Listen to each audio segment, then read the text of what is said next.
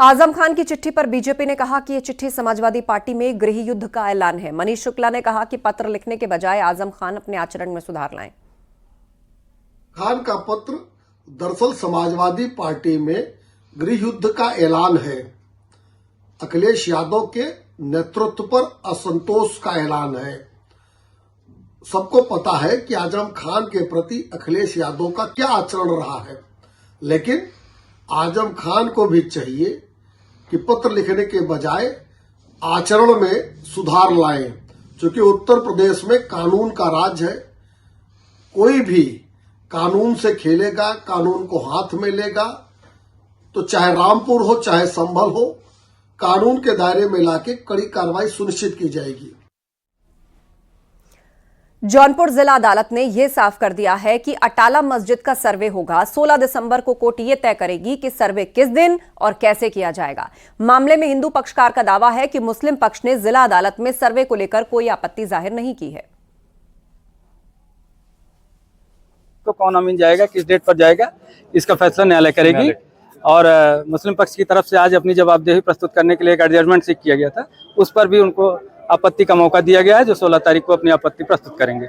आज भी बहस हुई थी क्या? हाँ, बहस हुई है। आज उसी बहस की लाइट में 16 तारीख को अमीन और पैमाइश के संबंध में अग्रिम आदेश न्यायालय करेगी। अटाला मस्जिद के सर्वे की खबरों के बीच मुस्लिम धर्मगुरुओं ने लोगों से शांति बनाए रखने की अपील की। वहीं महंत बजरंग दास का कहना है कि सर्वे से सच सामने आएगा। अदालत ने जो आदेश दिया है जौनपुर की अटाला मस्जिद के बारे में, हम अदालत के फैसले का स्वागत करते हैं और हम तमाम मुसलमानों से और वहाँ की इंतजामिया से ये अपील करना चाहते हैं कि वो कोर्ट के सर्वे का खैर मकदम करें और उसमें सहयोग करें। मैं सभी मुस्लिमों से कह देना चाहता हूं कि अगर आप गंगा जमुना तहजीब को बनाए रखना चाहते हैं, भाईचारा को बनाए रखना चाहते हैं, या आप स्वयं में सशंकित नहीं हैं, आपको पूर्ण विश्वास है कि आपका मस्जिद किसी मंदिर को तोड़ के नहीं बनाया गया है, तो आप हिंदू जिस प्रकार से भी उसका सर्वे चाहता है उसके सर्वे में सहयोग करें। अगर आपको ये स्वयं में शक है या ऐसा है कि ये किसी मंदिर को तोड़ के बनाया गया है, तो आप किसी भी वाद विवाद को न करते हुए बिना किसी सर्वे के उस अटाला मस्जिद को हिंदुओं को समर्पित कर दे, जिससे भाईचारा बना रहे। वहीं इस मामले पर अब राजनीति शुरू हो गई है। समाजवादी पार्टी बीजेपी पर प्रदेश का माहौल बिगाड़ने का आरोप लगा रही है। दूसरी तरफ बीजेपी ने कहा है कि संविधान की दुहाई देने वाले कोर्ट के आदेश पर सवाल उठा रहे हैं। लोकसभा चुनाव में जब से भारतीय जनता पार्टी बहुमत से दूर हुई है, उत्तर प्रदेश में करारी हार हारी है, तब से भारतीय जनता पार्टी में बेचैनी बढ़ी है। भाजपा, उनसे जुड़े हुए संगठन, उनसे जुड़े हुए लोग पूरे देश में, खासकर उत्तर प्रदेश में मंदिर और मस्जिद के मुद्दे को उठाने का काम कर रहे हैं। माननीय न्यायपालिका में याचिकाएं दाखिल करने का काम कर रहे हैं। भारतीय जनता पार्टी वो 1991 के प्लेसेस ऑफ वर्शिप एक्ट को मानने से इनकार कर रही है, जबकि ये देश में बना हुआ, संसद में बना हुआ कानून है। समाजवादी पार्टी समझती भारतीय जनता पार्टी मंदिर और मस्जिद का मुद्दे उठा के देश की जनता का ध्यान मुख्य मुद्दों से हटाना चाहती है। समाजवादी पार्टी क्या संविधान को मानती है?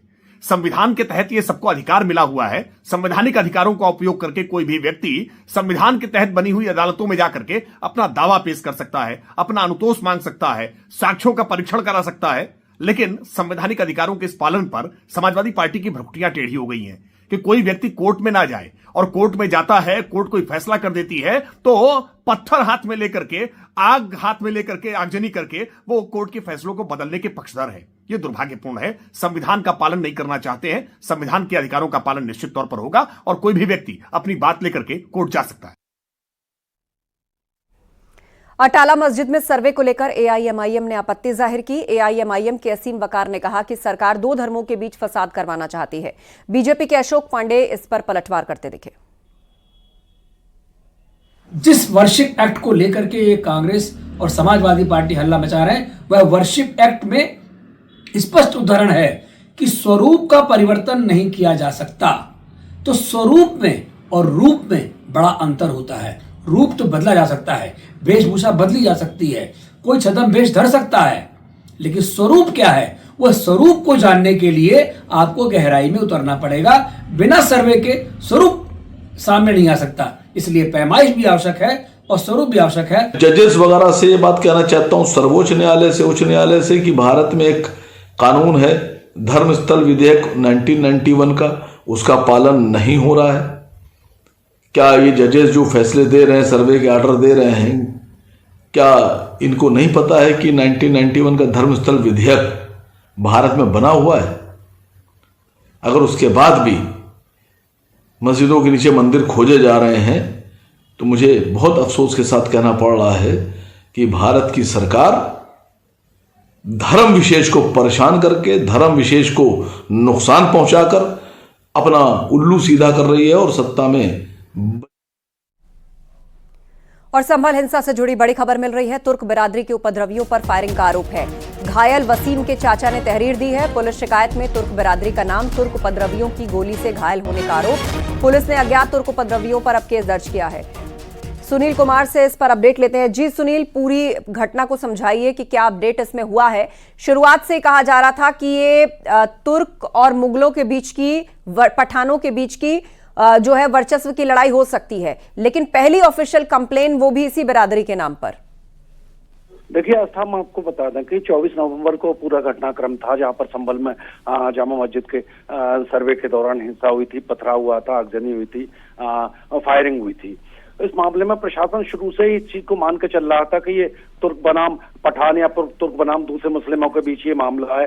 तो इस हिंसा में अपने घर के सामने खड़ा हुआ एक वसीम नाम का युवक घायल हुआ था, जो अपने घर के सामने खड़ा था। उसका मुराबाद में इलाज चल रहा था। इलाज के बाद वो स्वस्थ होकर के घर पर लौटा है। उसके चाचा ने संभल कोतवाली में केस दर्ज कराया है, जिसमें उसने कहा कि तुर्क बिरादरी के लोग उपद्रव कर रहे थे, फायरिंग कर रहे थे, उनकी गोली जो है वसीम को लगी है। तो जहां प्रशासन का ये पूरा दावा सही साबित है, जैसा कि प्रशासन ने शुरू में ही कहा था कि ये पूरा झगड़ा तुर्क और पठानों के बीच है। जी बिल्कुल, और इस मामले में अब तुर्क बिरादरी के अज्ञात उपद्रवियों पर केस भी दर्ज किया गया है। बहुत बहुत शुक्रिया इस अपडेट के लिए।